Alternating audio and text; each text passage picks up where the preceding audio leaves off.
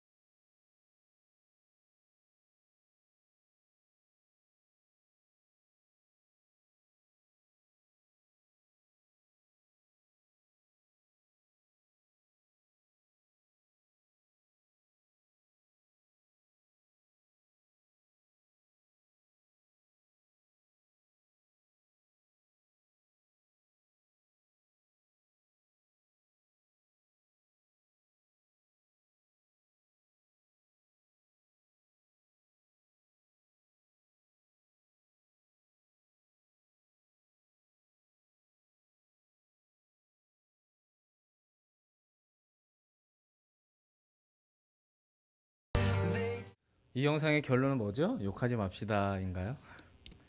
어, 사실 어른들이 되면 저희는 욕설은 하지 않습니다. 그런데 이제 욕설이라고 하는 단어 안에 담겨져 있는 부정적인 용어를 다 포함해서 이 영상에 말해주고자 하는 바는, 언어는 단순히 언어로서 멈춰지는 것이 아니라 그것이 입으로 내뱉어지고 그것이 감정이 실려서 전달이 되면 그 감정이 실려 있는 폐역한 언어인 욕설을 포함한 부정적인 언어는 사람의 몸조차도 망가뜨린다, 또는 뇌도 망가뜨린다, 또 인간의 정서를 망가뜨린다, 이런 영상으로 좀 봐주시면 될 것 같은데요.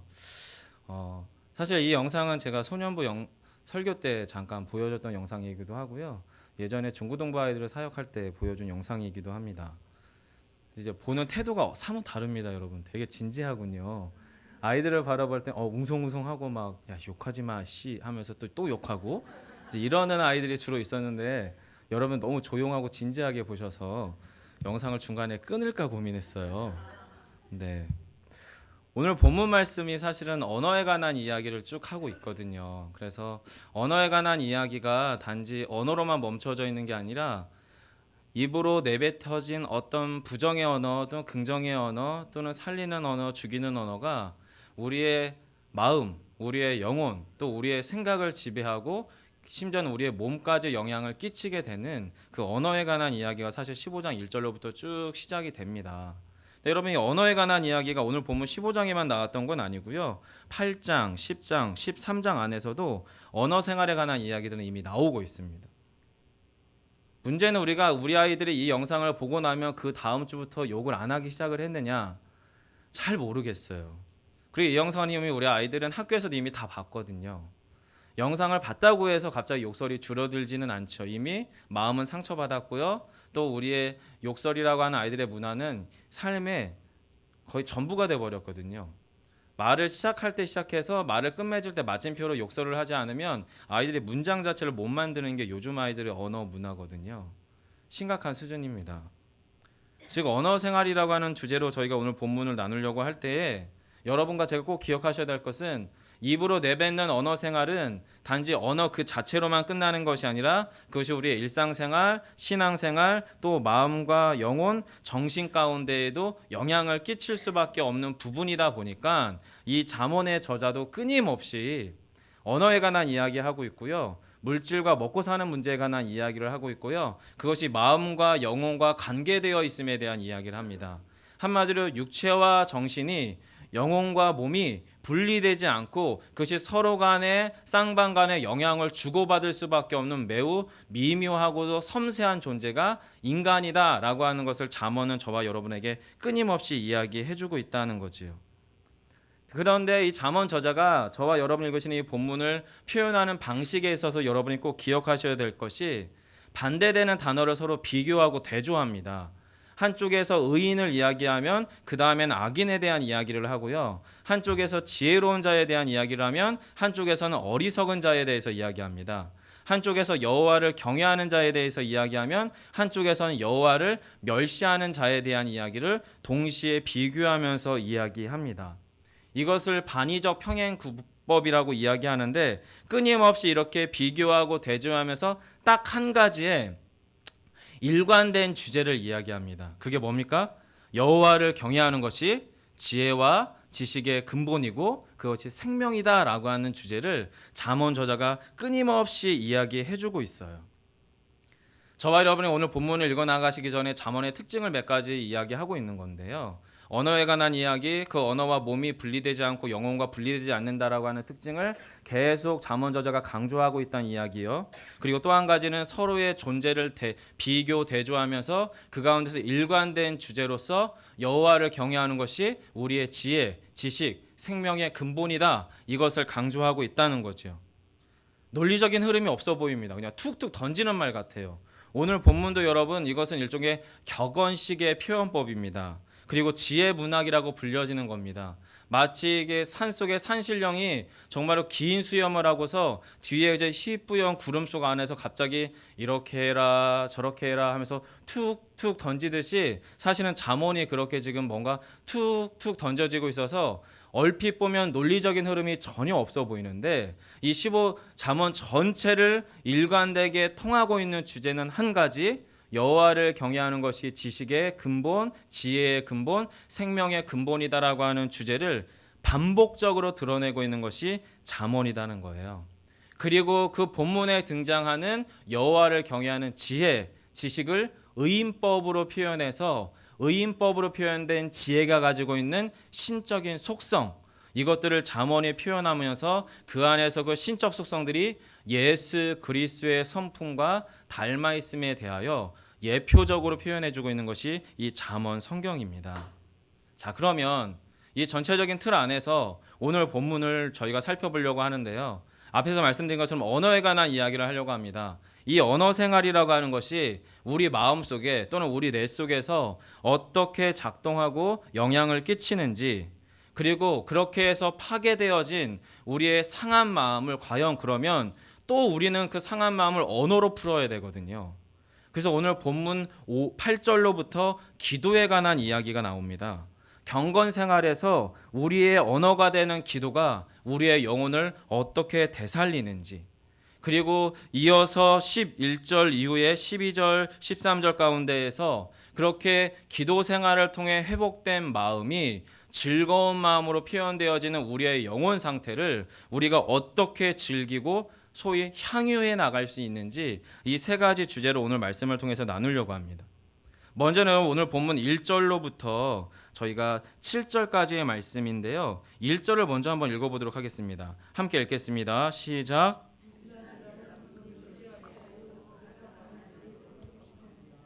네, 여러분 1절을 유심히 읽어 나가시면 이 1절이 갑자기 시작된 느낌의 단어예요. 무슨 말이냐면 유순한 대답은 분노를 쉬게 하여도 과격한 말은 노를 격동하느니라. 지금 1절 안은 뭐가 전제되어 있냐면 사람의 관계 안에는 이미 그 분노가, 이미 그 노가 잠재되어 있다는 거예요. 그렇죠? 유순한 말은 이미 내달리고 있고 달려가기 시작을 했고 멈춰지지 않을 것 같은 분노를 어떻게 해요? 쉬게 한다라고 이야기하고 있고요. 오히려 가격한 말은 달리고 있는 분노의 말에 채찍질을 가해서 더 그 분노가 어떻게 해요? 날뛰게 하고 있다라고 하는 표현이 지금 15장 1절입니다. 즉 우리의 삶의 관계 안에서는 이 분노라고 하는 것이 잠재되어 있음을 지금 성경은 이야기하고 있어요. 그런데 이 본문 안에서 이 1절에서 제가 이 본문이 15장 1절을 읽으면서 예전 기억이 하나 좀 났습니다. 예전 교회들에서 쭉 사역을 해나갈 때 제가 어느 한 부서에 교사들을 세울 때나 또 아니면 예전 교회에서 제가 이제 교구 디렉터로서 행정 선임하고 같이 1차 면접을 교역자들을 보는 기회가 생겼었어요. 그래서 그 목사님하고 같이 이제 담임 목사님께 선별된 누군가를 이제 추천해 드리기 위해서 그들을 먼저 뵙고 1차 면접을 진행할 때 제가 세 가지 질문을 했습니다. 첫 번째는 그분께 전도사님 요즘 읽고 있는 책이 뭡니까? 라는 질문을 했습니다. 여러분 제가 왜 이 질문을 했을까요? 네, 고맙습니다. 이런 반응. 속으로는 생각하고 있지만 한두 분만 대답하시는 거죠. 그분의 관심사가 읽히거든요. 본인이 지금 뭔가 반복적으로 또 관심 있게 책을 보고 있는 그 주제가 그 본인의 관심사입니다. 고민거리입니다.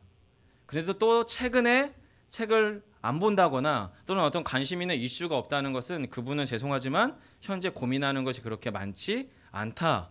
또는 현재 삶이 너무나 만족하오니 지금은 내가 족합니다. 라고 생각할 수 있는 상황으로 읽혀지기 때문에 그 질문을 먼저 드렸어요.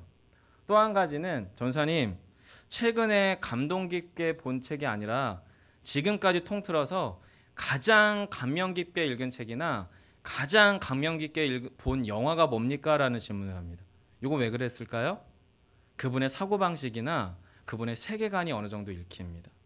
같은 영화를 보지만 그 영화를 어떻게 보고 무엇을 느꼈느냐에 따라서 그 영화 안에서 그분이 가지고 있는 생각, 사고방식이 사실은 보이거든요.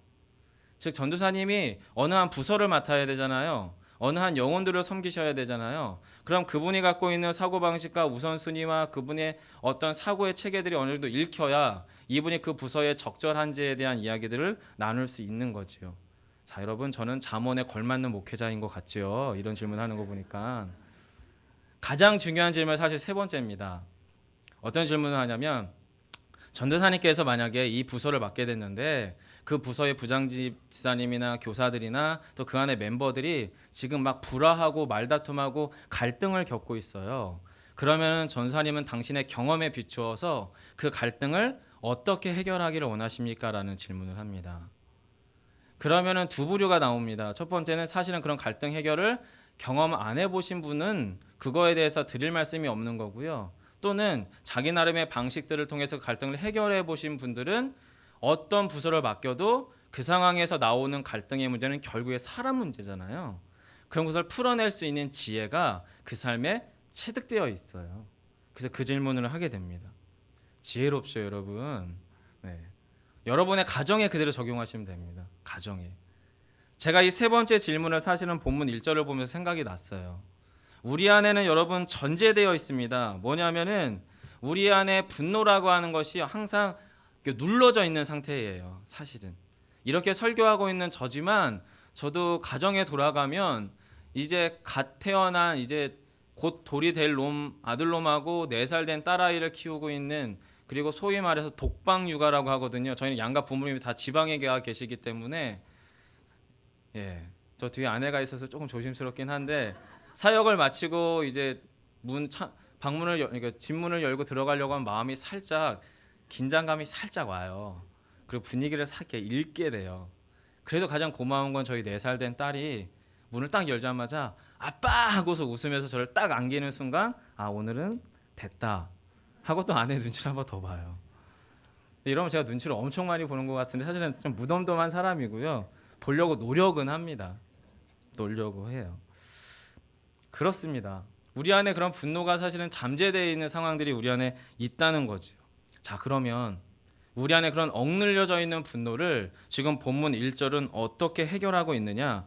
뭐지요? 유순한 대답이라는 거예요. 관계, 부부 관계든 아니면 자녀와 부모님의 관계든 교회 안에서 교우 간의 관계든 직장에서의 어떤 관계든 간에 그 관계 안에서 분노가 있다는 것은 그 사람은 너가 어떻게 하는지를 보고 내가 내 분노를 잠재울지 표현할지 결정하겠다라고 하는 대답을 기다리는 상태라고 보시면 됩니다. 그 상태에서 유순한 대답은 어떻게 해요? 그 분노를 쉬게 한다는 거죠. 온화하고 부드러운 대답을 의미하는 겁니다. 이 분노를 가지고 있는 사람이 자기가 예측하는 방식의 반응이 있거든요. 그 반응을 제가 정확하게 하면 저희 아내는 화를 냅니다.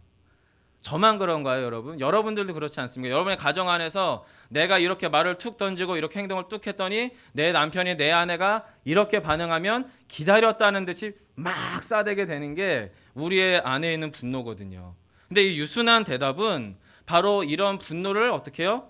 제자리로 가게 한다는 거예요. 쉬게 한다라고 하는 단어는 억눌려져 있는 분노지만 이것이 표출되지 않고 그냥 원래 잠재되어 있는 자리로 되돌아가게 한다는 겁니다.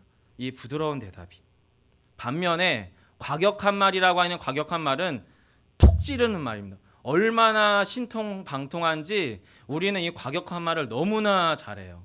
상대방이 정말 열받게 할 수 있는 단어가 뭔지, 어떤 표정인지, 어떤 타이밍에 그 말을 해야 될지를 우리는 너무나 잘 알아서 과격한 그 말을 툭 던지면 기다렸다는 듯이 우리의 그 진노는 거의 날찐 짐승처럼 날뛰게 되겠죠. 격동한다는 것이 그렇게 날뛴다라는 표현이에요. 자, 여러분, 그럼 오늘 본문 1절이 이렇게 꽤나 묵직하게 본문을 시작하는 이유가 무엇이냐면 2절하고 3절 때문에 그렇습니다.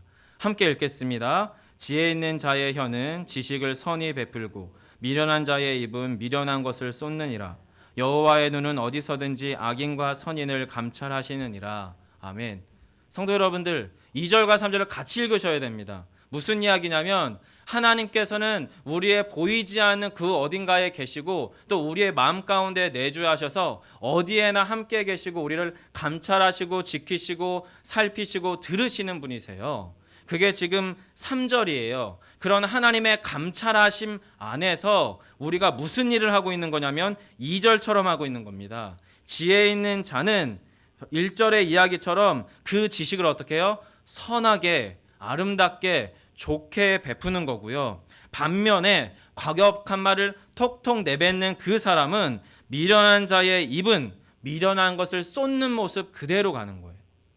옆에서 앞에서 미련한 자라는 말이 있고 뒤에는 미련한 것이라고 되어 있는데 뒤에 미련한 것은 말 그대로 멍청하다라는 그 말입니다. 어리석음 그 자체를 말하는 게 미련한 것이고요. 미련한 자라고 할 때 그 미련한 자는 사람이 취사 선택을 할 수 있잖아요.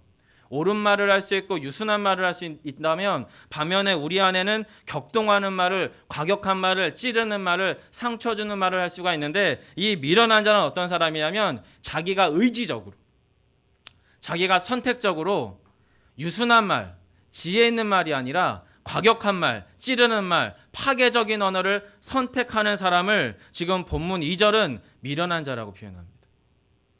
그리고 그렇게 의도적으로, 의식적으로 그런 파괴적인 언어를 선택하고 사용하는 그 사람을 3절이 뭐예요? 하나님이 선악간에 감찰하신다는 거예요. 여러분, 우리의 언어 생활, 신자의 언어 생활이라고 하는 것은요, 단순히 나와 너의 언어 생활이 아닙니다. 나만의 언어 생활이 아닙니다. 우리만의 언어 생활이 아닙니다. 신앙 생활이라고 불려지는 신자의 삶 자체는 하나님 앞에서 호람대오하는 삶인 걸 여러분 기억하셔야 됩니다.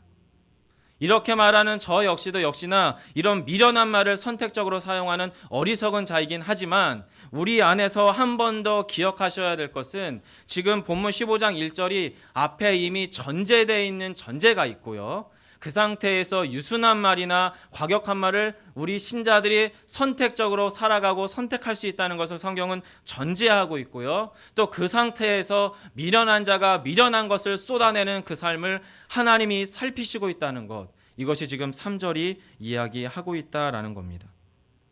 자, 그러면 잠언의 저자가 이렇게 눈에 보이고 귀로 들리는 물리적인 환경의 시선을 3절에서부터 이제 4절로 가면 어디로 옮겨가냐면 마음으로 옮겨갑니다. 언어세관은 실제적으로는 귀로 들리는 물리적인 공간이거든요. 그런데 그랬던 3절까지의 이야기와 전제가 이제 4절로 옮겨가지요. 4절 함께 하겠습니다. 온순한 혀는 곧 생명나무이지만 패역한 혀는 마음을 상하게 하느니라. 아멘. 여러분, 이것도 마찬가지입니다. 온순한 혀라고 하는 것은 치료하다, 회복하다라고 하는 의미가 담겨져 있는 온순함을 말합니다. 즉 온순한 혀, 유순한 말, 그리고 살리는 말, 생명의 말은 그 자체가 치유력이 있다는 거예요. 반면에 패역한 혀는 어떻게 해요? 마음을 상하게 한다. 여러분, 여기서 우리가 한국말이 되게 곱상하게 마음을 상하게 한다고 했으니까 아이가 길을 가다가 팍 엎어져서 무릎팍 깨진 정도의 상함이라고 보여지는 단어지만 사실은 여러분 원어는 부셔버린다는 표현입니다.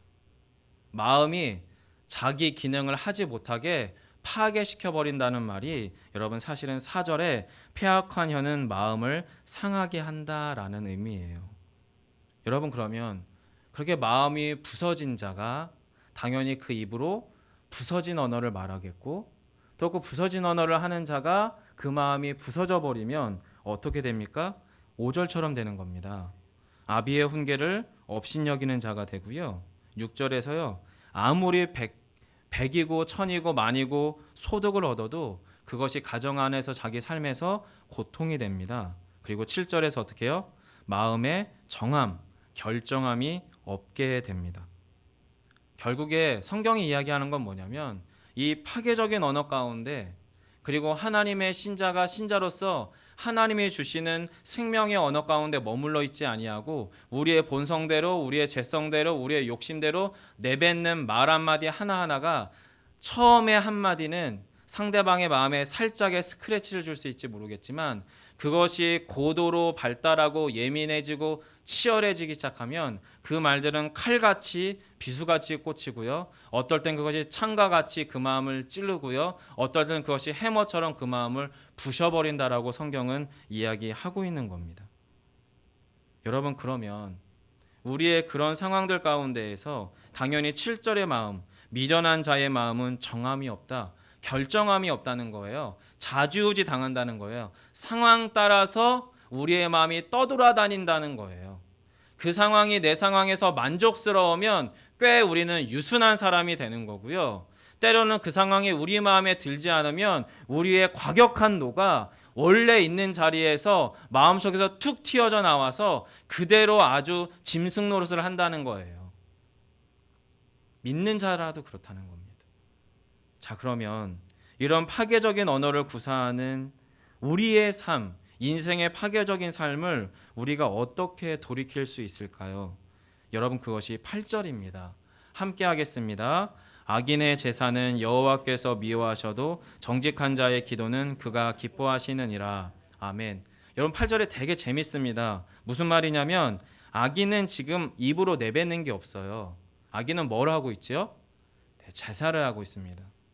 파괴된 마음으로 파괴적인 언어를 구사하던 사람이 제사의 자리, 예배의 자리에 와서 여러분 제사 가능합니다. 예배 가능합니다. 그런데 신자의 마음에 하나님의 사람 가운데 하나님의 사랑하는 영혼의 돌봄을 받는 그런 정직한 사람은 상황이 달라요. 예배가 안 돼요. 제사가 안 돼요. 하나님 앞에 정직하게 나아갈 수가 없게 돼요. 그것이 걸림돌이 돼서. 그래서 지금 8절은 뭐라고 얘기합니까? 정직한 자의 기도는 그가 기뻐하신다. 여러분, 기도는 우린 기본적으로 출발할 때는 하나님, 제가 이 문제가 어렵고요, 저 문제가 어렵고요, 하나님, 제가 이 문제 해결돼야 되고요, 저 문제 해결돼야 되고요, 하나님, 저희 남편 이 문제 해결돼야 되고요, 우리 자녀 이거 해결돼야 됩니다, 하나님, 제 마음이 이렇고요, 저의 상황들을 이렇게 하나님이 만져주셨으면 좋겠습니다 로 기도가 처음에 시작이 됩니다. 그런데 이 기도가 시간이 쭉 진행이 되면서 하나님과의 깊은 영적인 관계 안으로 깊이 들어가기 시작하면, 인격적으로 하나님과 만나지기 시작하면 우리가 내뱉던 말들이 안으로 들어가고 질문으로 바뀝니다. 하나님, 이 상황 가운데에서 제가 어떻게 하기를 원하십니까? 하나님, 이 상황에서 하나님의 마음은 무엇입니까? 하나님이 원하시는 것, 제가 그것을 어떻게 순종해낼 수 있을까요? 주님께 질문법으로 바뀝니다.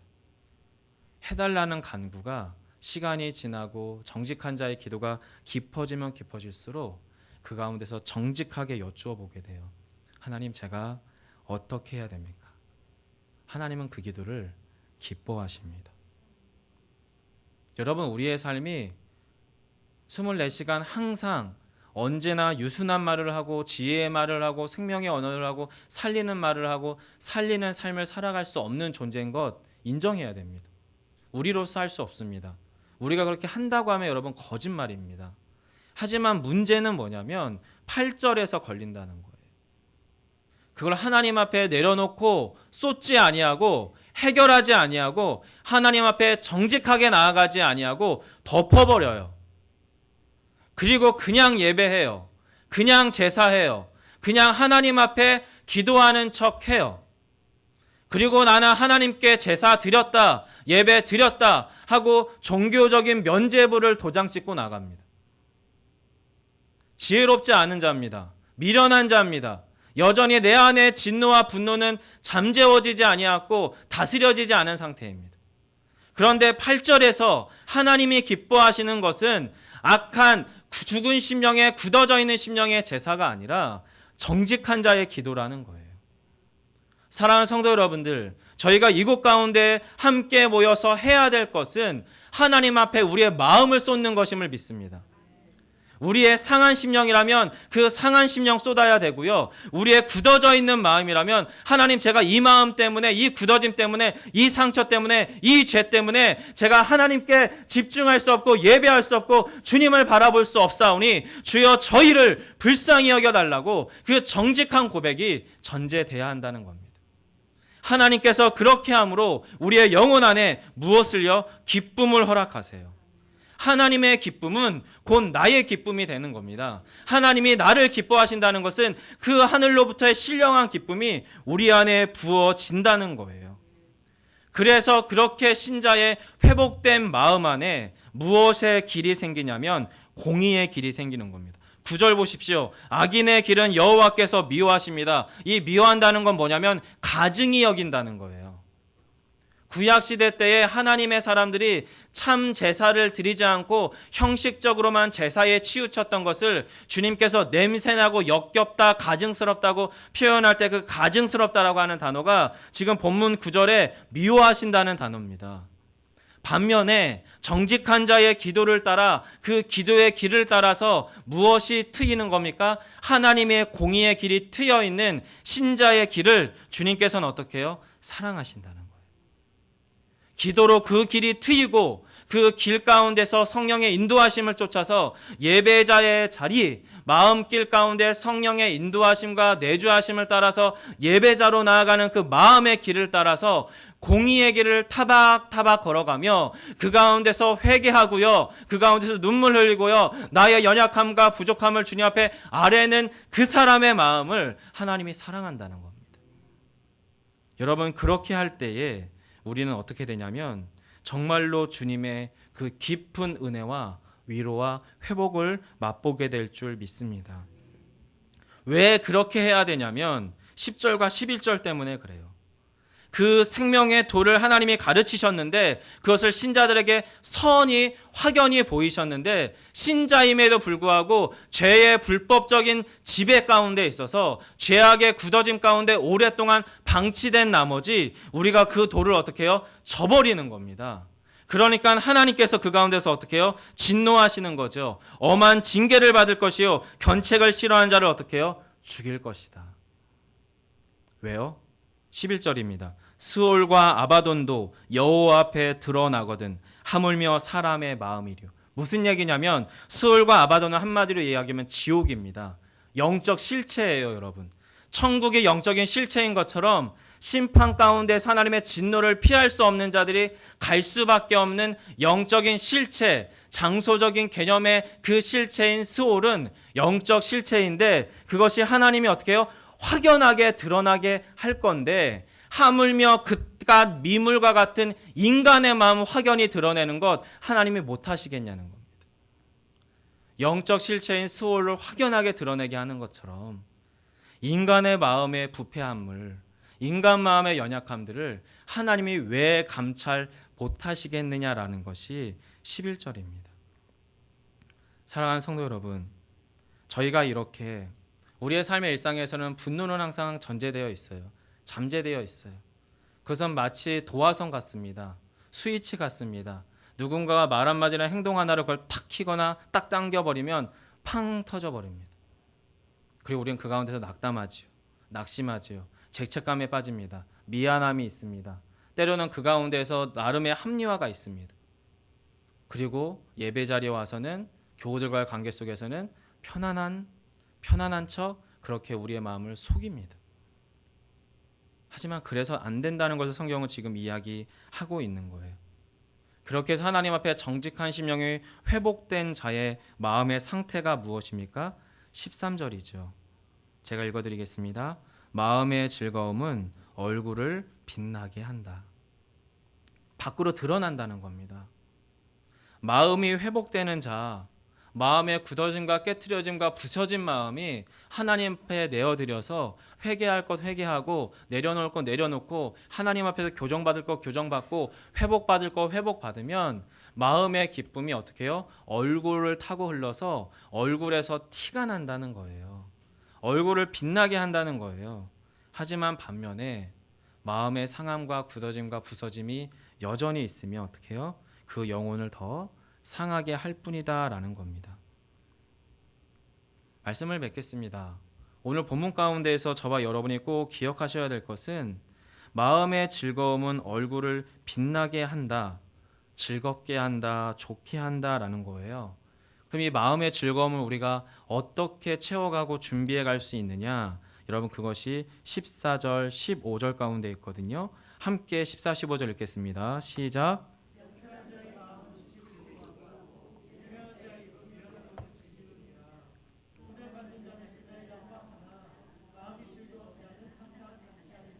네, 본문을 유심히 보셔야 됩니다. 명철한 자의 마음, 이 명철은 이미 앞에서의 영적 과정, 내적인 과정, 마음의 과정을 다 통과한 사람입니다. 오늘 이 설교를 하는 저도 사실은 부담스럽습니다. 왜냐하면 뒤에 아내가 있기 때문에 그렇습니다. 저도 상처 주는 말 정말 잘하자면 둘째가라면 서러운 사람이라서 사실은 그렇습니다. 이 과정은 저에게 있어서 이 말씀은 저에게 무거움을 통과, 과정들을 통과한 말씀이어서 여러분에게 지금 이렇게 담대히 나누는 거거든요. 여러분 저와 여러분 안에 그렇거든요.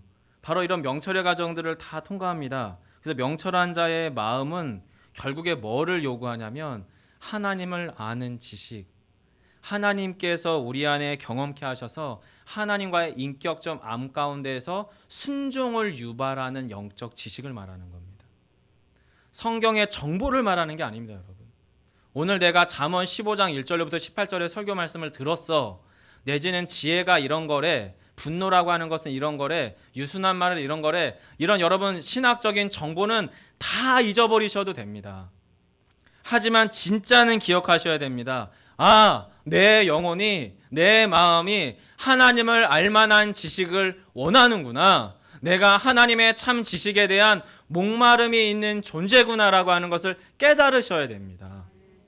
그 깨달음의 길 가운데에서 우리의 예배, 우리의 삶, 우리의 언어 생활, 우리의 부부 생활, 직장 생활, 삶의 현장들이 놓여 있는 겁니다.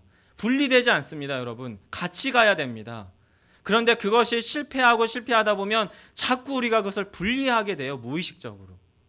그러지 말라고 지금 잠언은 계속해서 누차 언어 생활, 재물 이야기, 지혜로운 자에 대한 이야기, 마음에 관한 이야기, 영혼에 관한 이야기를 복합적으로 종합적으로 이야기하고 있다라는 거지요. 자, 그러면 오늘 이 본문 가운데에서 명철한 자의 마음이 지식을 요구하고 또한 무엇입니까? 15절에 보시면은 내 고난의 시간들은 누구에게나 다 찾아오는데 마음이 즐거운 자는 어떻게 답니까? 그럼에도 불구하고 그 마음은 자칫날 같다는 거예요.